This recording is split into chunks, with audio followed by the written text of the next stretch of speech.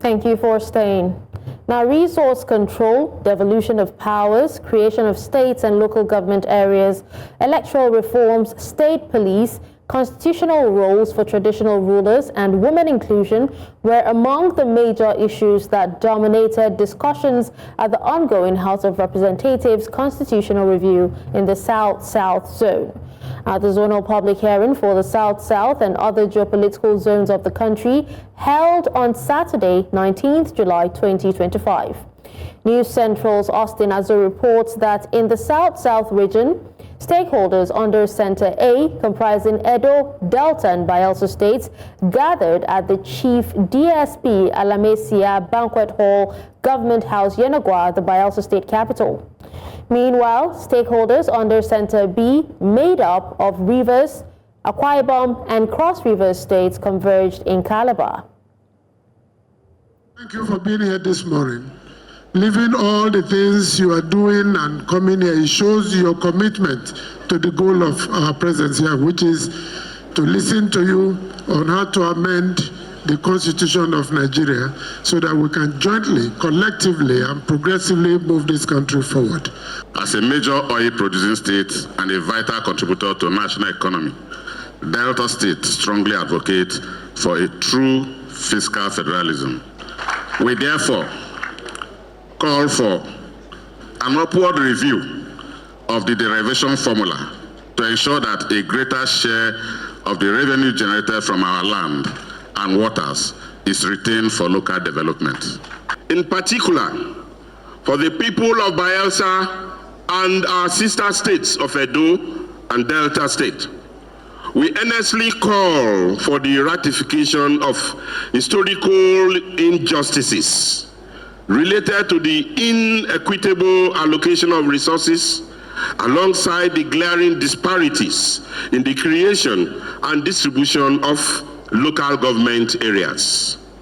We maintain that states should possess the autonomy and authority to create and manage the number of local government areas commensurate with their own resources.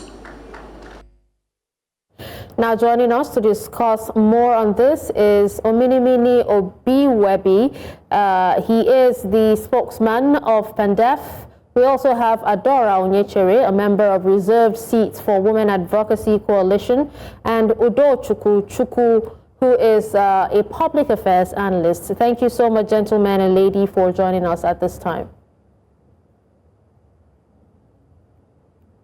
So let me first of all begin with Ominimini. Let's get your view on the ongoing constitution review. Thank you very much. You know very well that I am the national spokesman of PANDEF, and the views I'm canvassing here is as canvassed by the people of South-South geopolitical zone. Nigeria at independence was accepted by everybody. We were at colonial rule and our leaders fought for independence. What we fought for at independence was true federalism, ability for all geopolitical zones, or what we call federating unit, to control their resources and pay tax to the center. So what PANDEF is canvassing in this constitutional amendment is that there should be federating units that will control their resources and pay tax to the center, for the center to maintain international diplomacy and territorial integrity. Today, you have in the 1999 Constitution what we call 30%, and that 30% is even what we call minimum 30%. PANDEF is canvassing for true federalism where all the federating unit will control their resources and pay tax to the center as it was in 1960 at independence. For example, 20% should be paid to the federal government and 30% should be paid to a pool to be benefited by all the federating units, including the state that contributed it. While 50% of the resources is retained by the state that produce it. So PANDEF is also calling for devolution of power, for more power to be given to the federating unit. PANDEF is also calling for state security. PANDEF is advocating that the states should have their own security in order to solve this problem of insecurity we have in Nigeria.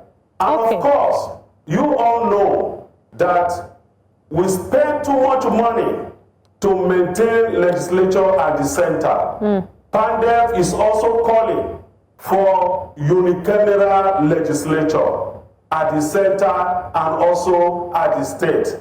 All right, we want a situation where there will be unicameral, not this bicameral legislature you have today in Nigeria, where you have Senate and the House of Representatives. We want unicameralism at both at the federal and at the federative unit. All right, These are the things PANDEF is canvassing for in this constitutional amendment. Okay, noted. Now let's hear the view from Adaora. Adaora, if you could speak to us, what is your view on this? Well, my view is simple. I think that people have a right to their demands as citizens, and when you look at the different requests from the different states, I think one of the most important things is that people are speaking and they're making demands as, relatively interesting and powerfully so, in terms of what should be, in terms of what they require.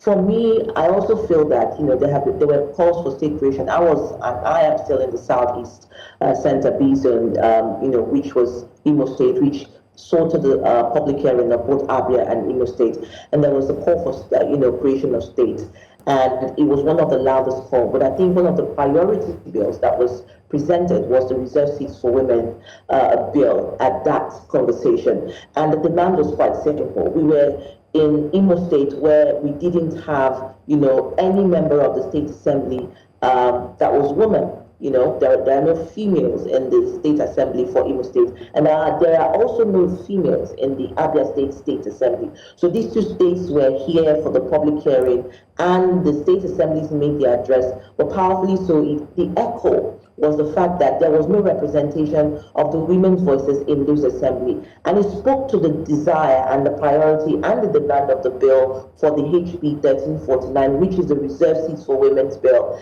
And that bill simply says that, Nigerian women are asking for 1 seat at the Senate plus the FCT in each state, 1 seat for the House of Representatives in each state, including the FCT, and 3 seats at the state assembly across the 36 states. And what that happens to mean is that when this is done, we will see equity and representation. Also remember that at this point where we are, Nigeria ranks on the lowest in terms of parliamentary positioning in the IPU. There are only 14 states in Nigeria with women in the state assembly, so that you're looking at over 22 states exclusive, only for men. And so that's speaks to the tragedy of how we would be interpreting development at the community level with the absence of women's voices. So this bill is critical. This bill is a critical bill, not just for Nigerian women, but for Nigeria as a whole. And particularly as we saw the conversation in the Southeast maximized, you have over 20 million Southeasterners, 9.8 million are women, with 0.02%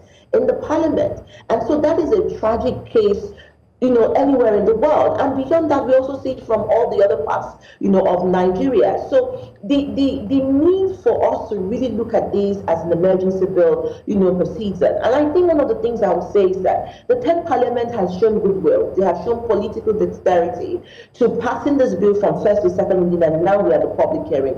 Remember that in 2022, Nigerian women had the 5 gender bills, which were stepped down, all of it, until there was a protest march that lasted over 2 weeks, where we saw only 3 of the bills rescinded. Now we have the opportunity to write or rewrite that same conversation in history. And the 10th Parliament is leading with that under the leadership of the Deputy Speaker, Right Honorable Benjamin Calabar. But it doesn't stop there. The public hearing, opened up new vistas, new conversations around the bill.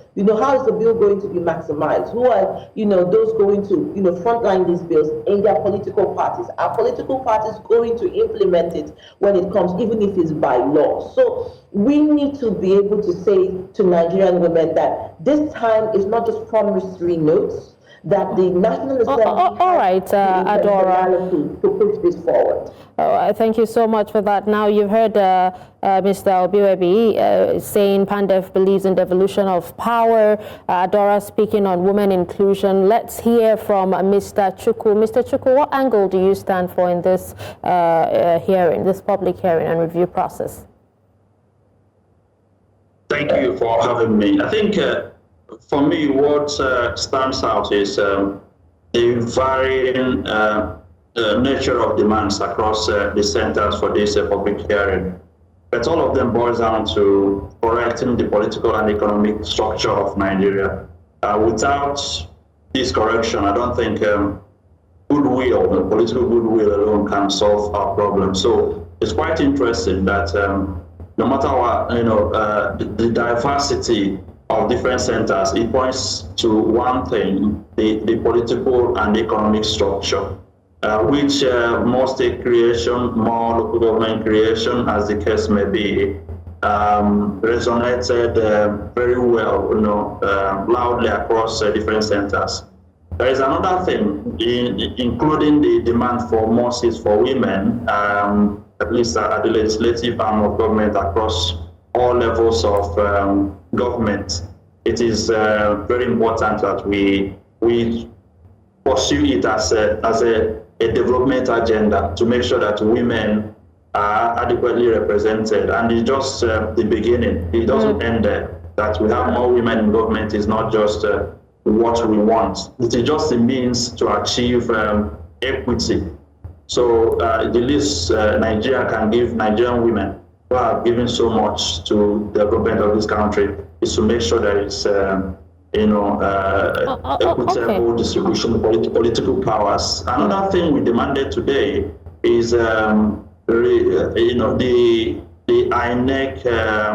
We need to review the law establishing INEC and all the electoral laws in Nigeria. We need, as a matter of urgency, we can't be approaching 2027 with our electoral law as it is. It will guarantee the same thing, and which is further erosion of public trust in our electoral system. So that is one of the things that also resonated with the people during the public hearing here at Imo State Center. Okay. People loudly demanded that our electoral laws as it is cannot guarantee a credible, fair, and inclusive election in 2027. All right, well, sadly, time is not on our side, but we would like to bring all of you on in the coming days to speak more on this, gentleman and lady, if you don't mind. But thank you so much for taking time out of your busy schedule to speak to us on this.